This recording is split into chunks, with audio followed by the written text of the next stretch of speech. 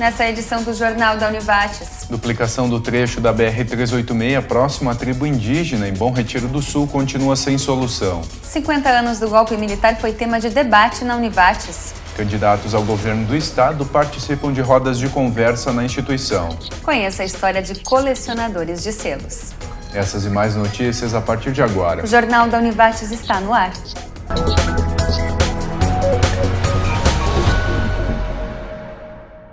Boa noite. Boa noite.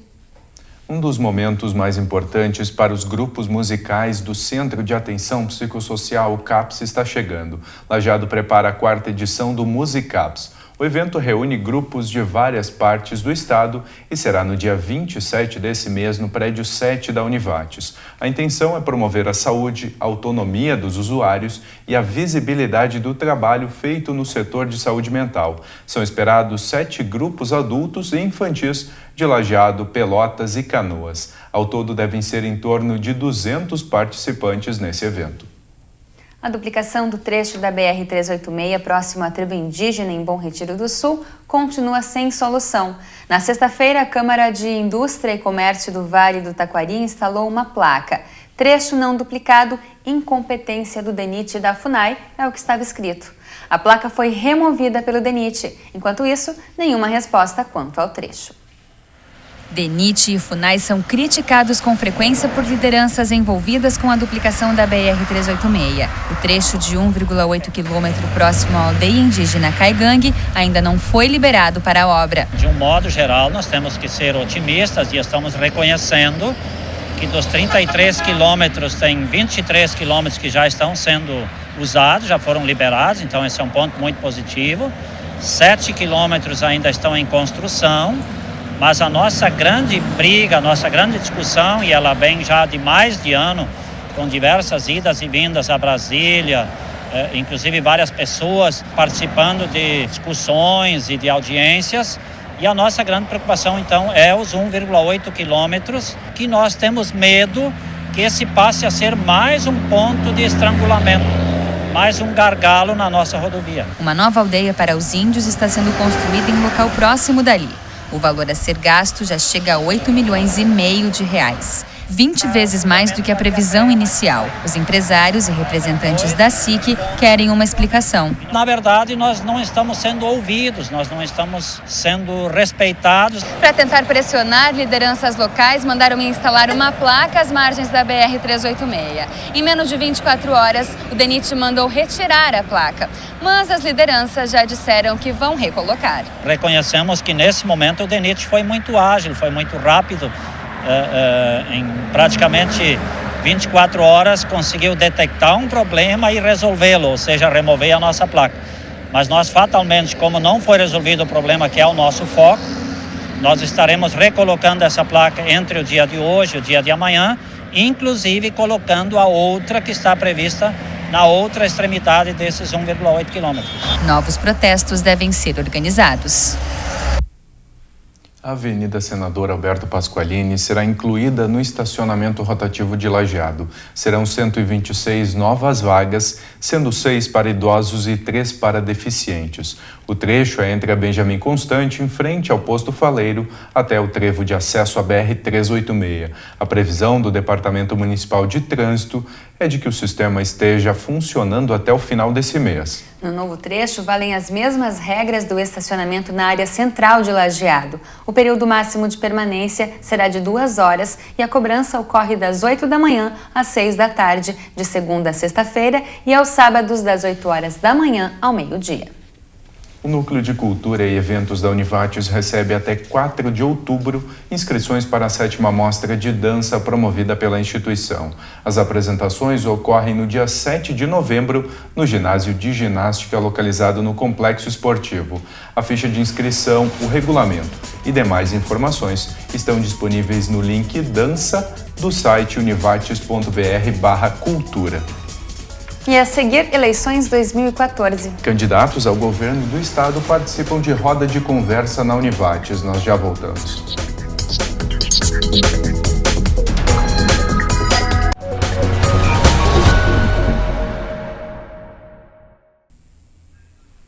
A Escola Municipal de Ensino Fundamental e Turno Integral Professor Sereno Afonso Heisler, de Santa Clara do Sul, será inaugurada no dia 20 de setembro. A cerimônia de inauguração ocorre após o desfile cívico, que inicia às 9h30 da manhã. As atividades do educandário serão no prédio onde funcionava o Colégio Estadual no centro. Inicialmente, serão atendidos alunos de 4 a 6 anos que estudam na Escola de Educação Infantil ou que são atendidos pelo Serviço de Convivência e Fortalecimento de Vínculos para Crianças e Adolescentes. São cerca de 1.200 metros quadrados de área e 17 salas de aula. O investimento na estrutura passa de R$1 milhão. Logo mais às 7h da noite, no auditório do prédio 9 da Univates, inicia a roda de conversa com os candidatos ao governo do Rio Grande do Sul. A discussão é individual e aberta à população. Vieira da Cunha é o primeiro a expor as propostas. Os 4 principais candidatos ao governo do estado estão convidados para uma roda de conversa individual com a população de Lajeado. O que a gente tentou nesse ano, e o que a gente está fazendo com essa dinâmica? Nós pautamos diversos temas, criamos um documento chamado Estratégias para o Desenvolvimento do Vale do Taquari e estamos conversando com cada um dos principais candidatos ao governo do estado sobre essas que são as demandas da região, pautando eles para buscar o compromisso desses com esses temas regionais, com esses que são as prioridades do Vale do Taquari. O primeiro candidato é Vieira da Cunha, do PDT. Nós estamos abrindo a possibilidade de onde eles estiverem na região e quando estiverem, estarmos conversando com eles também. Qual é a proposição nessas condições? De que minimamente a gente paute os temas da região junto com esses candidatos. E aí, as entidades, que quem está promovendo isso é a Associação dos Municípios, a Câmara de Indústria e Comércio, o CODEVAT, a Univates e o DCE da Univates, pautem alguns temas com eles e eles têm um tempo livre para discorrer sobre o plano de governo, sobre as suas propostas e o olhar que eles têm sobre o Vale do Taquari. Os membros da CODEVAT, órgão que promove as discussões, criaram um documento de intenções para a região que vão entregar aos candidatos. Esse documento de estratégias do Vale do Taquari ele foi criado e ele está sendo trabalhado desde o mês de março desse ano.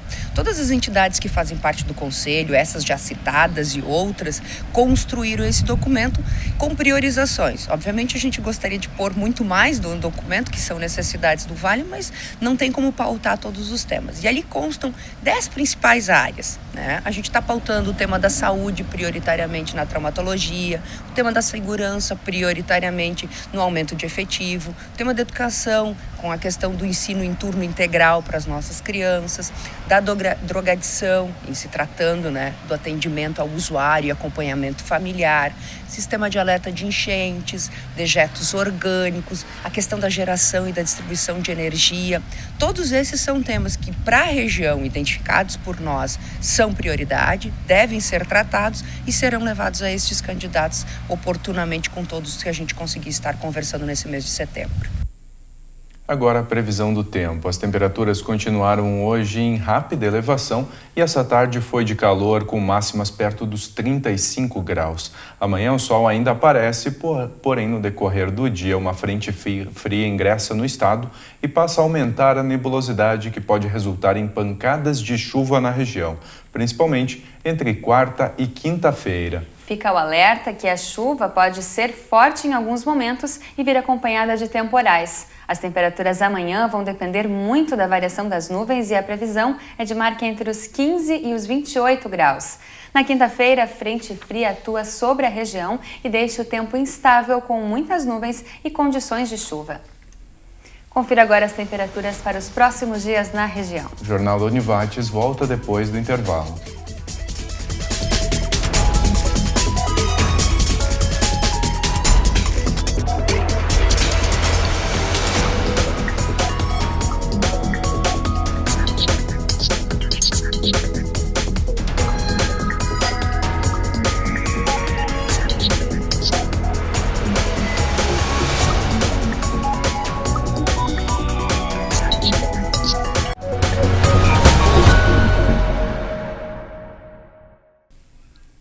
No sábado, a Secretaria do Meio Ambiente, através do Centro de Controle de Zoonoses e Vetores, realiza a 5ª edição do Adote um Amiguinho. As atividades serão realizadas no Canil Municipal, que fica na Avenida Benjamin Constant, número 8.406, no bairro Conventos. O sedelinho pode ser utilizado para ir até o local, com saída prevista para 1h30 da tarde, em frente à Casa de Cultura. Entre as atividades estão programadas adoção e microchipagem. O canil abriga cerca de 60 cães entre filhotes e adultos. Estarão aptos para a doação 38 animais, a maioria de grande porte. E agora as novidades da Univates, direto da Assessoria de Comunicação. No próximo dia 22 de setembro, terá início um novo grupo de estudos da Univates. O grupo irá discutir as ações da Lei Maria da Penha, partindo das políticas públicas para as mulheres, relações de gênero e movimentos feministas. Os encontros do grupo intitulado Ações de Suporte à Lei Maria da Penha ocorrem entre os meses de setembro e novembro, nas segundas-feiras à tarde, das 5h30 às 6h30. A participação é gratuita e os interessados podem se inscrever pelo site univates.br/eventos. Detalhes podem ser conferidos pelo 3714 7000, ramal 5450. E na próxima quinta-feira, dia 11, ocorre mais uma edição do Café e Cultura Univates. A apresentação será com o músico Jó Belensaifer, que ocorre a partir das 8h30 da noite na cafeteria do Prédio 9. O artista apresentará repertório que vai do pop rock ao sertanejo universitário romântico. Durante os 25 anos de carreira, Jó adquiriu influência dos anos 60, 70 e 80 e aplica a experiência a outros estilos musicais. Então ficam todos convidados para mais essa atividade cultural aqui na Univates. No dia 1º de abril de 1964, os militares tomaram o poder e instauraram um regime ditatorial no Brasil.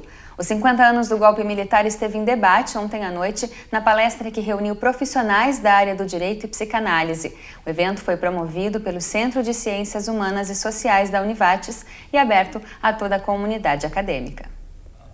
O regime militar vigorou no Brasil até 1985. De lá para cá, inúmeras conquistas em prol da democracia, como o direito ao voto. Mas segundo o psicanalista, doutor em filosofia Luciano Matuella, os reflexos da ditadura ainda estão presentes. É uma certa falácia a gente pensar no fim da ditadura, uma vez que é uma estratégia muito interessante discursiva essa de colocar a ditadura como uma exceção, quando na verdade o que nós temos ainda é o efeito dos restos da ditadura. Nós temos ainda uma permanência da ditadura de uma forma de que talvez algo que antes vinha pela via do conteúdo, agora entrar na forma de constituição da própria sociedade. Então, é como se nós vivêssemos numa certa forma de ditadura legitimada pela democracia, de uma certa forma. Um exemplo que eu posso te dar é dados recentes que apontam que realmente se tortura mais hoje em dia, a polícia tortura muito mais hoje em dia do que na época da ditadura. Como herança, o regime militar deixou inúmeros desaparecidos, pessoas que na época militavam contra o governo opressor. Os desaparecidos não desapareceram naquela época, eles continuam desaparecidos. Não é como se ao acabar a ditadura houvesse acabado o desaparecimento, não se trata disso, mas bom, continua desaparecido. E aí a gente pode entrar numa questão muito dolorosa, mas que é muito importante de pensar, que é, por exemplo, caindo para um plano um pouco mais concreto, a impossibilidade das famílias de realizar o luto. Repara como um regime totalitário, autocrático, ele pode ter essa marca de alguém simplesmente desaparecer, impedir justamente o luto de ser realizado. Ou seja, é uma história que não vai adiante, é uma história que não vai para frente. Nós temos filhos de desaparecidos. O que significa isso, ser filho de um desaparecido? Né? Ser filho de alguém cuja história se perdeu, foi silenciada, foi sufocada por um regime militar. Hoje é possível falar sobre o tema. A partir da criação de comissões de pesquisa e apuração dos fatos, atos de tortura são mostrados, mas sem punições. Nós temos a Comissão da Verdade hoje em dia, temos ainda a Comissão de Anistia ainda em funcionamento. Isso é muito importante porque é único e inédito no país que nós tivemos uma das piores ditaduras militares que nós tivemos no Cone Sul e uma das mais longas. Então é importante que o Brasil hoje em dia tenha tido essa preocupação, venha tendo essa preocupação. Então há um mérito aí inovidável, né? Mas que é importante que se diga, né, que a gente tem que ainda avançar muito nessa perspectiva, fundamentalmente de questionamento a respeito de arquivos e de punição ou não de atores e de agentes da ditadura militar. A defesa dos torturadores da época ditatorial é a lei da anistia, imposta após o fim do regime. Hoje o Brasil é condenado, está condenado pela Corte Interamericana de Direitos Humanos a rever a sua lei de anistia, que o Supremo Tribunal Federal considerou ela como constitucional, como valendo, ou seja, que estariam prescritos os delitos cometidos pelos agentes da ditadura militar na época, algo que precisa ser revisto, tal como, e é bom que se diga, né, o Brasil é o único país ainda que não reviu a sua lei de anistia na América Latina, ou seja, é uma vergonha, nesse caso, o Brasil tomar esse tipo de postura ainda, né, ainda que se possa discutir qual é a extensão da punição, se é uma punição penal, qual o tipo de responsabilização, mas de fato a questão da lei de anistia é algo muito importante, deve ser retomado e está sendo aos poucos retomado e talvez em breve tenhamos uma outra posição, inclusive das cortes superiores do nosso país. E a seguir a história de alguns filatelistas. São os colecionadores de selos, nós já voltamos.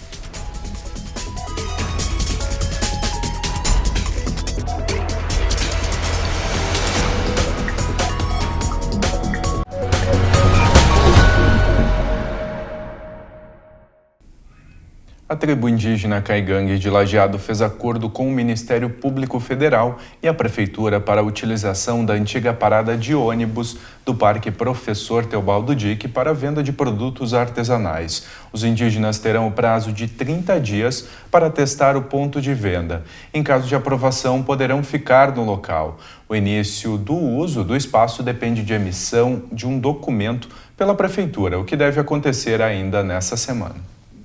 No dia 1º de agosto de 1843, o Brasil fabricava o seu primeiro selo.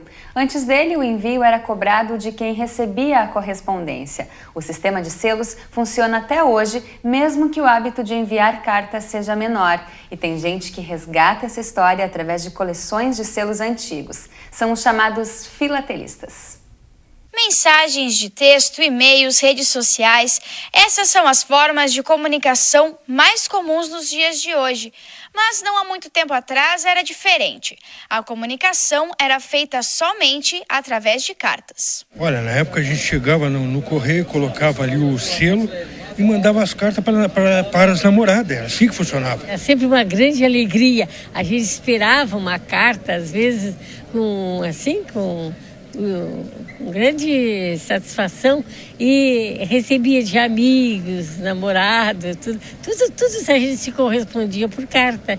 Até gostava que o papel fosse timbrado com flores ou com algum adereço bonitinho. O selo da época ali era usado na carta. A senhora sente falta dessa época?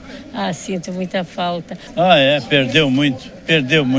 A internet inovou muito. Modificou muito as coisas. Naquela época da carta mesmo, só a carta. E demorava vários dias para você mandar uma carta e o destinatário receber, por exemplo, no Rio de Janeiro. Demorava.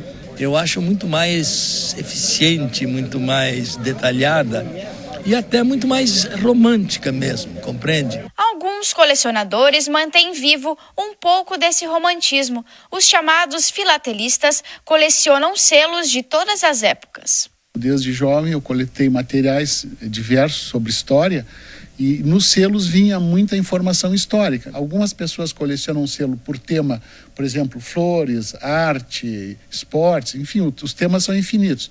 E outras pessoas coletam pelos países. Os selos que eu tenho, por exemplo, sobre história militar, tenho selos da Alemanha na Segunda Guerra Mundial, tenho selos antigos do século XIX de outros países também sobre história militar. Cada selo tem seu valor histórico e deve ser conservado. A priori, os selos eles devem ser coletados no próprio envelope onde eles vieram. Os mais especiais são os mais antigos porque estão em desaparecimento. Tem que entender a história para entender o presente. Na verdade, o presente é o produto da história, né?